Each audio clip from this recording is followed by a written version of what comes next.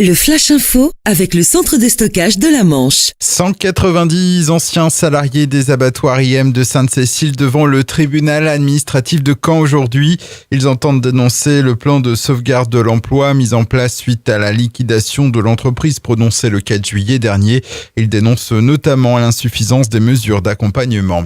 Un voleur présumé d'œuvres d'art interpellé chez lui à Yclon, près de Granville. C'était le 16 novembre dernier. Lors de la perquisition, plus de 400 objets des documents ont été retrouvés dans les fameux pistolets du corsaire Robert Surcouf d'une valeur d'environ 10 000 euros. Une affaire sur laquelle le procureur de la République de Coutances est revenu hier lors d'une conférence de presse.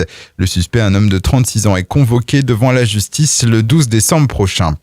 50 élèves du collège de Beaumoig privés de cours de mathématiques depuis début novembre. En cause, un professeur qui n'a pu être remplacé. Une situation qui génère de l'inquiétude et du mécontentement chez les familles. De son côté, le conseil local FCPE du collège du Hagdic soutient les parents d'élèves et se mobilise en interpellant de manière constante le rectorat.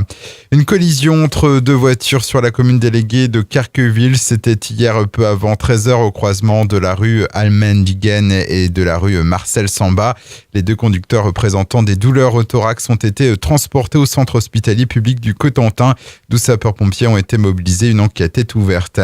L'établissement français du sang de Normandie appelle à la mobilisation des donneurs à l'approche des fêtes de fin d'année. Une période trop souvent marquée par une baisse de la collecte de sang du fait des congés, des phénomènes météorologiques et des épidémies saisonnières. 10 000 dons de sang sont nécessaires chaque jour pour répondre aux besoins des malades, dont 500 rien que pour la Normandie. Le FS à Cherbourg se situe au niveau de l'entrée du centre hospitalier Pasteur Rutrodbeck. Et puis, début aujourd'hui du festival de cinéma Les Égaluantes à 40 ans.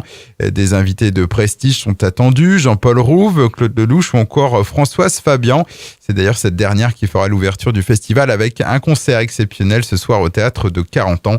Les Égaluantes, c'est jusqu'à dimanche prochain. Le Flash Info vous a été présenté par Landra, centre de stockage de la Manche à Digulville. Pour en savoir plus et visiter notre centre, 0810 120 172, coup d'un appel local.